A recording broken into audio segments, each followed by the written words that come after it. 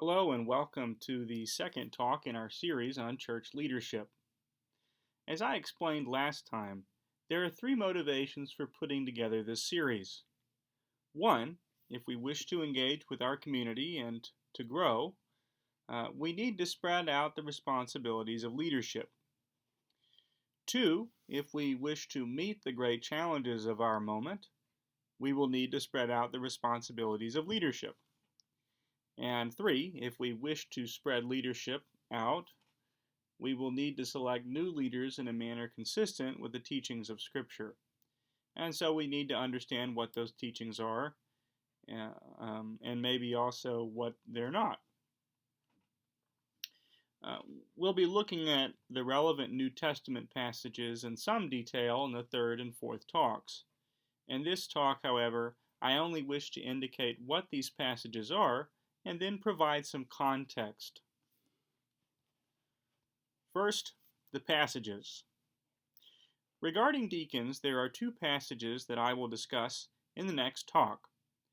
The first is Romans 16:1, and the second is 1 Timothy 3, verses 8 through 13. The Romans 16 passage is important because it is the only passage in which a deacon is mentioned by name. That deacon happens to be Phoebe, who is a woman.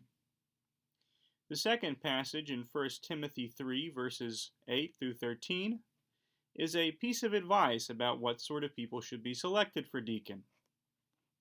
I'm not going to dig into this right now. As I said, I'm going to return to it in the next talk.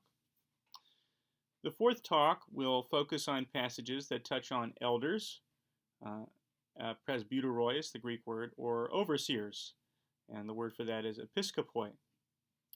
I'm going to touch on four passages. The first passage we will focus on is 1 Timothy 3, verses 1 through 7, which provides some practical advice about what sort of person to choose for the role of episkopos or overseer. The second passage, 1 Timothy 5, 17 through 19, mostly just makes the point that competent elders should be paid for their work and that any accusations against elders should require more than one witness.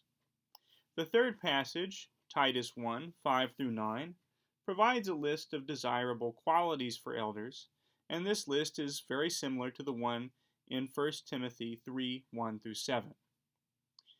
1 Peter 5, 1 through 5, the fourth passage and last one, does not provide qualifications, but rather advice for how elders should discharge their duties.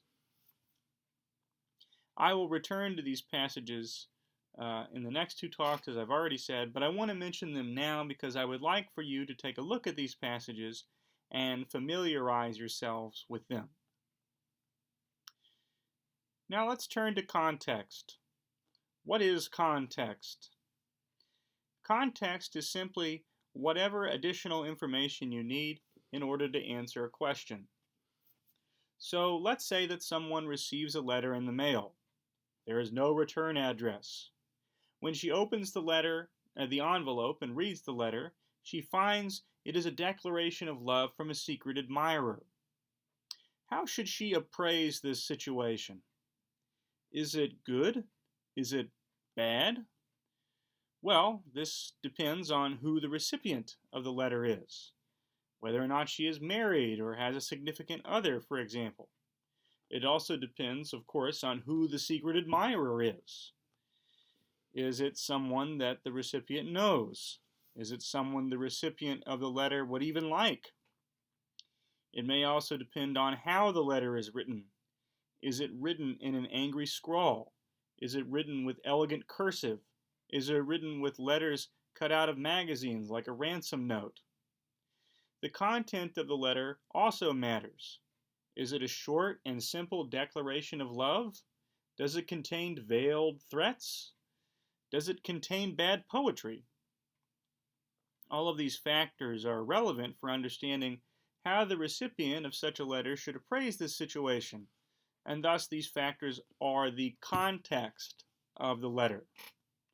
Other questions can be asked, such as whether or not it is raining on the other side of the world, or where a particular humpback whale is, or whether there is another planet in our solar system that we currently don't know about, but these questions are more or less unrelated to the major question at hand, which has to do with how to appraise the letter. In other words, not everything is context. Questions determine context. A great deal more could be said, or I should say, a great deal could be said about the context of these passages, but I will highlight what I think is most relevant for the next couple of talks. The first thing to note is the genre of these passages. We're all probably familiar with different movie genres. There are romantic comedies, horror movies, thrillers, dramas, and so on. Different genres have different rules. There are no chainsaw massacres in a romantic comedy, for example. There are also genres and genre rules for written communication, including the writings that make up the Bible. All of the passages that I have mentioned are parts of letters. There is some debate over how exactly to characterize these passages. There are subgenres and all kinds of different things that can be discussed, but there is a basic consensus that the passages in 1 Timothy, Titus, and Peter are sets of advice. The authors are writing to younger church leaders and sharing their wisdom with them. This may seem obvious, but it makes a big difference in how we read these passages.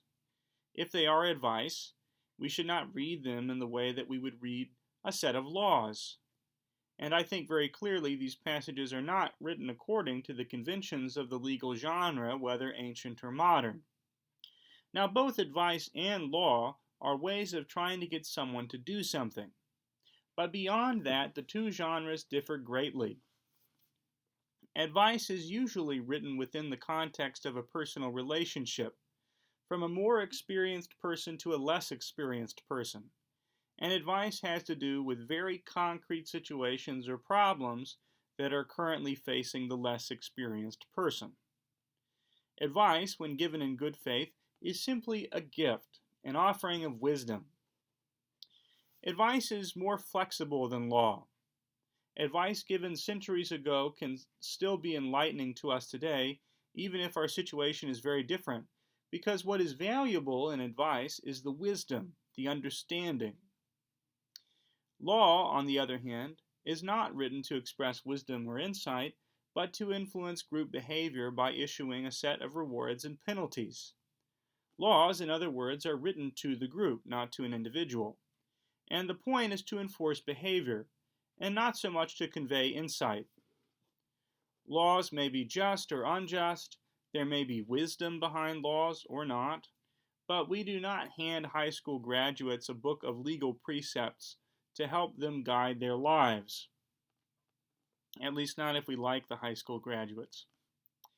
Instead, we offer high school graduates advice. My point is not that laws are bad and advice is good, or vice versa. Both have a purpose in human life, and both are found in Scripture. My point is only that law and advice are different, and these passages follow the conventions of advice, not law. If you wish to read biblical laws, turn to Leviticus and you will see how different it is. The broader point, too, and this is an interpretive point, is that if we read these passages as though they were law rather than as advice, we will misread them. So that context is very important. There are a couple more items to note before concluding. Something we find in God's work in the world over and over again is that God takes things as they already exist and simply modifies them. That's true in our own lives. You are the same person you were before you were baptized. If God destroyed your soul in baptism and replaced your soul with some other soul, you would not be saved. You'd be destroyed and simply replaced by somebody else. Instead, God took you as you were and modified you, and is still modifying you. We find something like this with church leadership. It seems that early Christians, at least in some places, basically adopted the model of leadership that they found in the synagogues.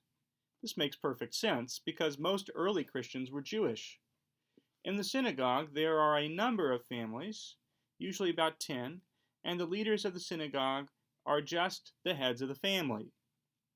And these heads of the family were called elders.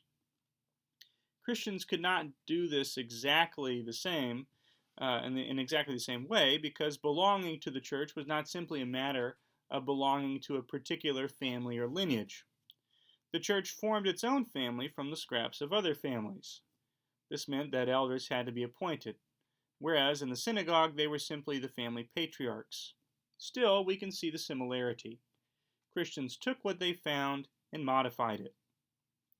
Something like this is also true for the expectations that early Christians had for their church leaders. They took the expectations for leaders found in their broader culture and modified them. Expectations for leaders differed from place to place, but there were a few commonalities. Leaders were expected to be attentive and responsible to the problems facing a group. Leaders should balance the interests of various classes. Leaders should be sober when they need to be, although they are entitled to cut loose sometimes. Leaders should not cause scandals, although it is to be expected that male leaders will be sexually promiscuous. Again, this is the cultural expectations of Greeks and Romans. Roman emperors on down to Roman tax collectors regularly used their power to obtain sexual favors. Again, in the western part of the empire, it was expected that leaders should be male, very much male, strong, manly, even violent within certain limits. The further west you went, the more leadership had to do with being a man. And to be very frank, the whole Roman Empire had a very strong bias against women in general.